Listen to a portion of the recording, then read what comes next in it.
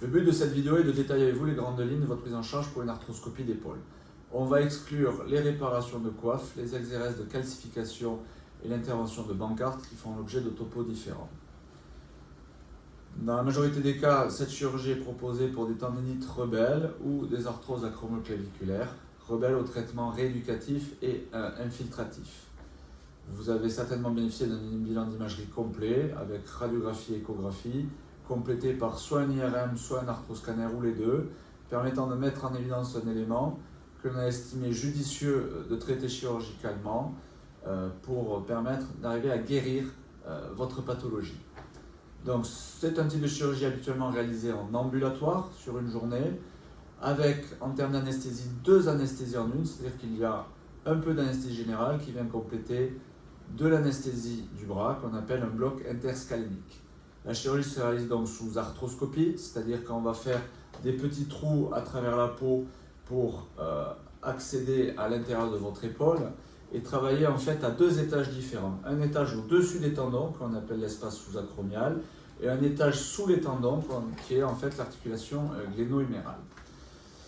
Principalement, il est réalisé une opération dite acromioplastie, l'acromion étant cet os qui fait le débord et le relief de l'épaulette.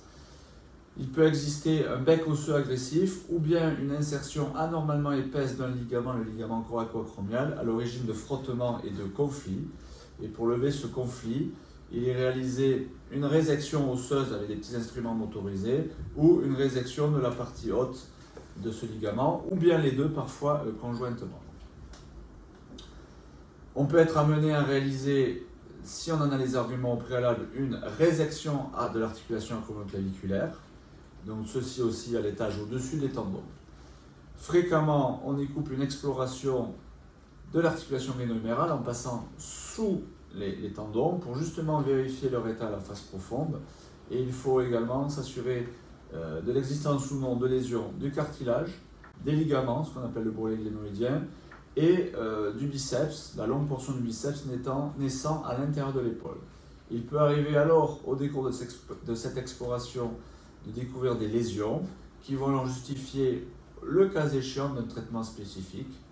On est parfois amené à réaliser une ténodèse, c'est-à-dire détacher et repositionner plus bas le biceps, ou réparer une lésion ligamentaire découverte en cours d'intervention. Dans tous les cas, en post-opératoire, vous allez avoir une immobilisation par attelle que vous serez autorisé à retirer vous-même pour faire des exercices auto-éducatifs, vous habiller, vous doucher, mais également pour la rééducation. La durée d'immobilisation vous sera indiquée en préopératoire et également confirmée en post-opératoire en fonction du geste réalisé. Dans tous les cas, vous aurez besoin de réaliser une rééducation post-opératoire et donc on vous encourage d'ores et déjà à bloquer vos premières séances avec votre kinésithérapeute. Et il faut démarrer au rythme de 1 à 2 séances par semaine les premières semaines, puis progressivement 3 séances, en sachant que beaucoup de travail auto-rééducatif vous attendra. Les résultats à attendre, c'est-à-dire si on vous a proposé cette chirurgie, c'est qu'on en a évalué les rapports entre les bénéfices en attendre et les risques encourus.